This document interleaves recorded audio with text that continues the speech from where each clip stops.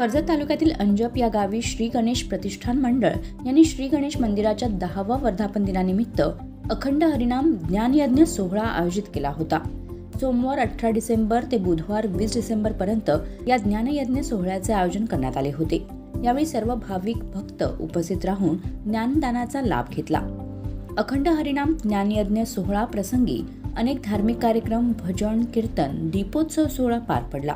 यावेळी चतुर्थीचे 101 अन्नदाते व प्रमुख मान्यवरांचा सन्मान सोहळा मंडळाच्या सभासदांच्या शुभहस्ते करण्यात आला। तसेच महिलांसाठी हळदी कुंकू समारंभाचे आयोजन देखील करण्यात आले होते।